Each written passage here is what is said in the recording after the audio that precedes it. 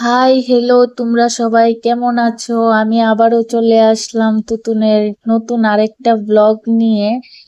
তো সকাল সকালই তুতুন ঘুম থেকে উঠে টিফিন খেয়ে তারপর আজ পড়তেও বসেনি। তারপর একটু দুষ্টুমি করছিল। তো যখন প্রায় 11টা 11:30 বাজে, তখন আমরা গিয়েছিলাম আমার বৌদির বাড়িতে, আমাদের বাড়ির পাশেই। আমার বৌদির বাড়িতে তো ও যাবে, ওর বোনগুলোর সাথে খুব মিলে খেলে। তো ওর দিদি ভাইয়ের হাতে দেখেছে মেহেদি পরা, তো দেখেই বলছে, মা এটা কি, কি দিয়েছে দিদি ভাই হাতে? অনেকবার করে জিজ্ঞেস করছিল। তো তখন আমি বললাম, তুমি কি দেবে?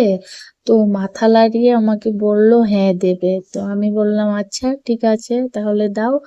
তো আমি উম দিয়াকে বলেছি যে দিয়ে দে তুই একটু ওর হাতে। তো দিয়াও বসে বসে দিচ্ছিল। তারপর এখানে আমার আরো দুইটা ভাইয়ের মেয়ে ছিল।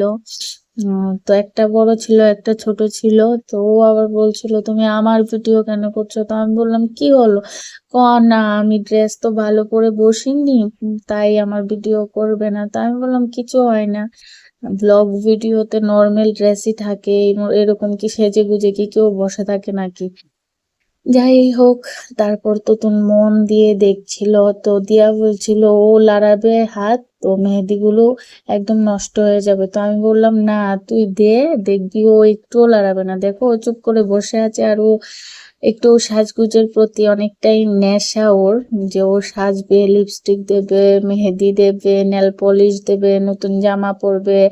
কোথাও যদি যাই ও খুবই বলবে এগুলি, যে মা আমাকে এগুলি এগুলি দিয়ে দাও।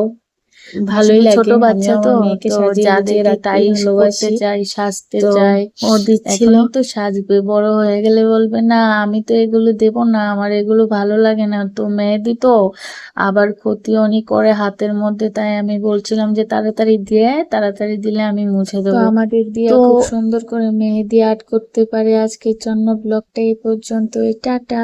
আবার দেখা হবে নতুন আরেকটা ব্লগ